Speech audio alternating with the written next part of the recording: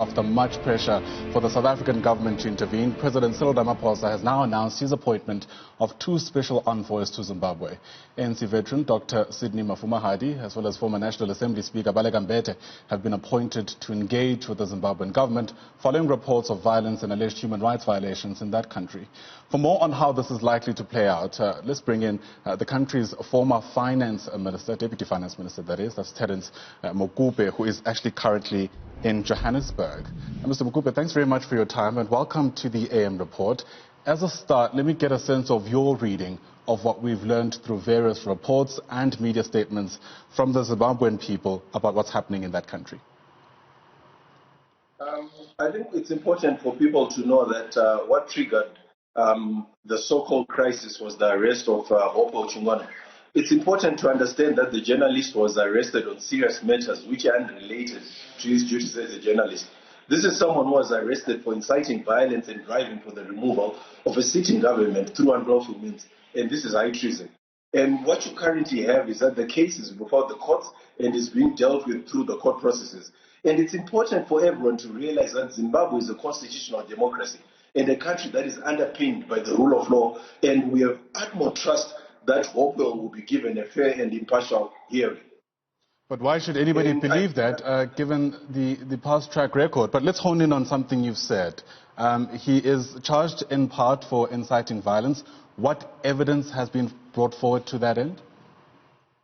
I think that case is actually before the courts, and you've seen that there's been the lawyers have been going in and out of the courts, and they've been treated fairly in as far as the rule of law in Zimbabwe is concerned. So I would actually urge that let due process take its place. If Hopewell does not have a case, let the courts determine. And it's not for anyone with ulterior and sinister motives to come up with presumptive and motives that are bent on making the current sitting president appear as if he's an undemocratic president. It's important to realize that, like, you've got this Zimbabwe Lives Matter campaign that is actually being carried out. It's a good campaign, but it's actually misplaced. You have a situation where, at the present moment, you've got visuals of 2016-2017 public unrest that are being recycled on social media and presented as recent. Fake news and sensationalization of old 3-year stories overtook realities on the ground in Zimbabwe. Zimbabwe is currently under a lockdown, and there are no public gatherings. So if there are no public gatherings, there is actually no confrontation between the public and the police or security agencies. There's not even been a single death in the country.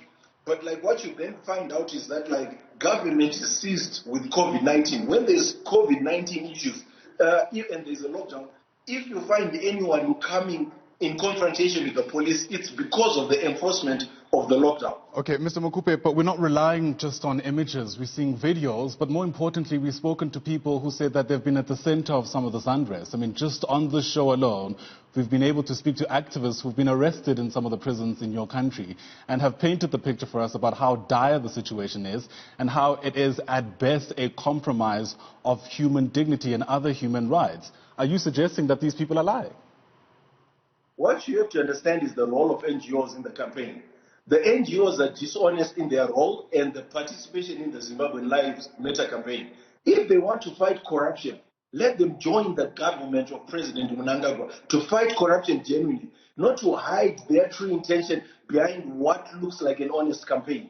Hijacking the concept of Black Lives Matter for a false campaign will do more harm to the poor people of Zimbabwe. The reason why they fashioned the campaign along the Black Lives Matter is because they were hoping that they would provoke the police, and then the police would use some force in engagement with the public, and then they can justify their campaign. But as seen by the visuals of the lawyer Beatrice Mtetwa, the Zimbabwean police have treated her with respect and do not even touch her. And I would dare Comrade Malema to go out there, mobilize 100,000 people, and march through the streets of Joburg and see if the police are not going to crack him down. These are COVID times. Mr. Mukupe, that the crackdown from police, overhanded or heavy-handed as it is in fact justified. What I'm saying is that there is no crackdown. Because where are you getting this concept of there's a crackdown? There's a lockdown in Zimbabwe. This is the term you've just used. I'm using a term that you've just used in our conversation now. the focus of the government under these trying times is to make sure that you save lives from COVID.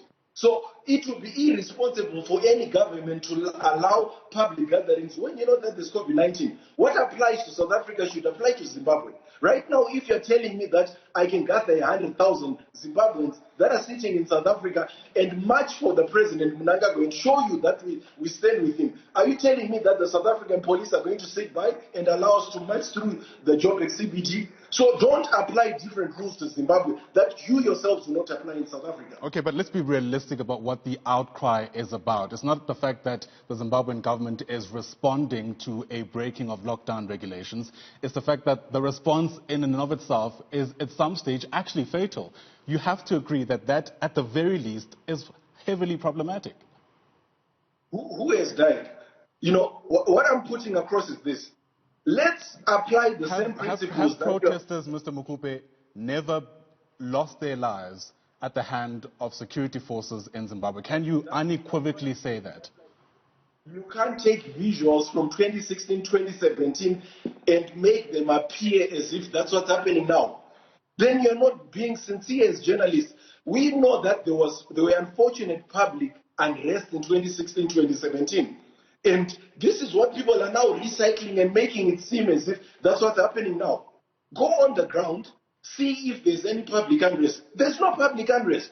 There's no war in Zimbabwe. And what you have to realize that Zimbabwe is a constitutional democracy, a country that observes the rule of law and all the international treaties. So we actually call on all partners, neighbors, and investors to continue their support and investment in our country. The information that some of these NGOs are presenting to the world via social media is false. It is not what is happening on the ground. There's no war, there's no collapse in the country, and there are not all these claims of abductions and police brutality. There's nothing of that. What you have to realize is that President Mnangagwa is a Democrat, and he believes in the protection of the rights of all citizens of the country and the well-being of all Zimbabweans.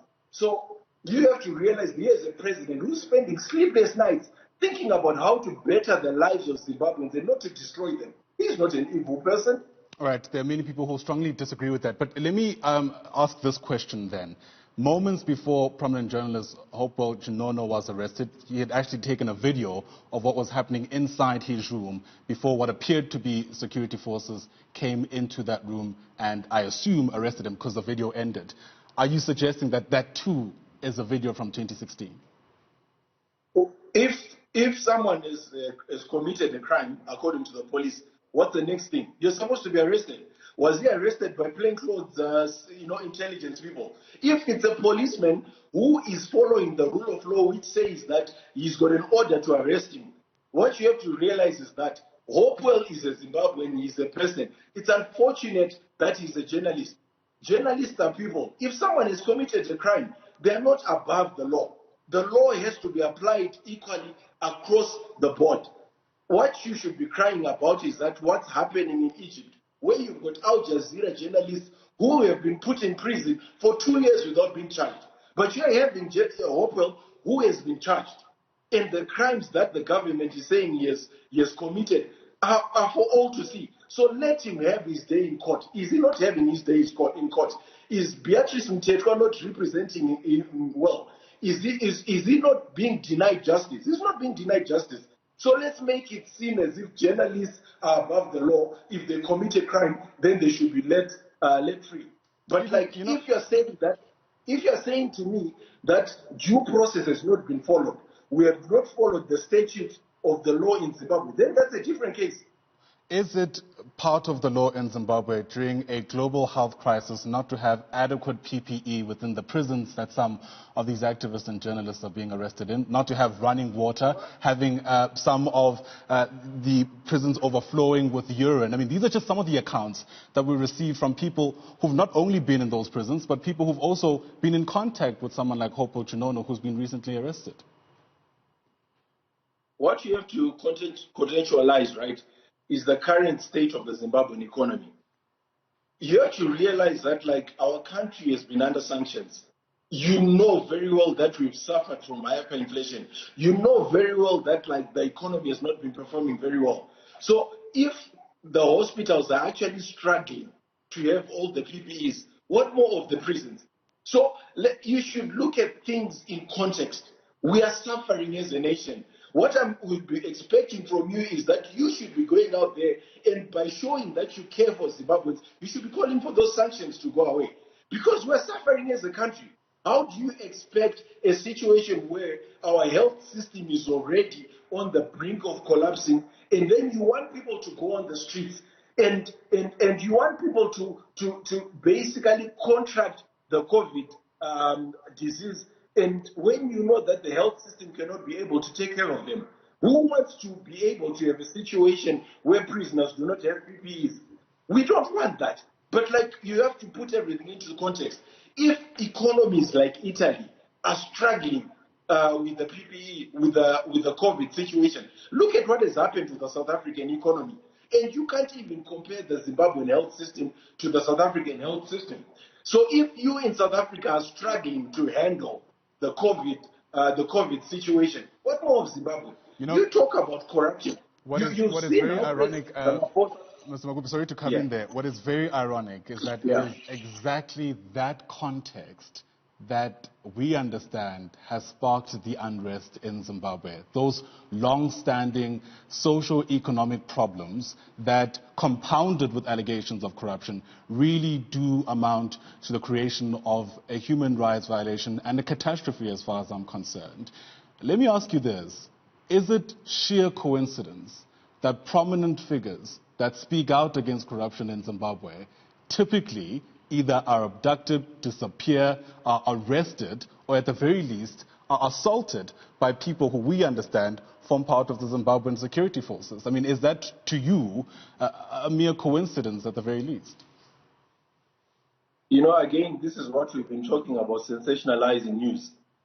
There have been no abductions. There's been no police brutality that you're talking about. What you have to realize is that, like, you've got people who are carrying out a good campaign optically with this Zimbabwean Lives Matter campaign, and then bring out news that's been recycled and make it seem as if that's what's happening on the ground. You're talking of abductions. Can you tell me who's been abducted? What abductions have been carried out? Give me names of people that have actually been abducted. And you'll find that, like, whenever you have these stories of abductions, there has not been anyone who's been able to prove any abduction. So you can't talk of phantom abductions. If there's been an abduction, I charge you, go to the nearest police station and report the abductions with real names, with real evidence of people that have been abducted, and not things that are being sensationalized by NGOs with sinister intentions. We're woefully out of time. Very quickly, insofar as you're concerned, what could President Emmerson Mnangagwa have done better? I think what's just important is that, like, we have to continue the re-engagement process. He's really been clear that, like, we need to talk to everybody. But I think what also needs to happen is that our opposition has to mature. You have to play according to the rules. If you really care about the people of Zimbabwe, come to the table. Let's talk about our problems, and let's genuinely come up with solutions of fixing our country. What you have to realize is that the problems that happen in Zimbabwe have got an effect on the entire SADC community. We cannot live in isolation, and people should not be driven by selfish interests of saying that, like, if there's corruption in the country, then we have to overthrow the government. It doesn't work. We are a constitutional democracy. All right, let's leave it there. Thank you very much for weighing in and for giving us your take of what's going on in Zimbabwe. I imagine a whole lot of people, like I said, will have a very different take of what's been unfolding there. Terence Mukupe is that country's former Deputy Finance Minister. Thanks very much indeed.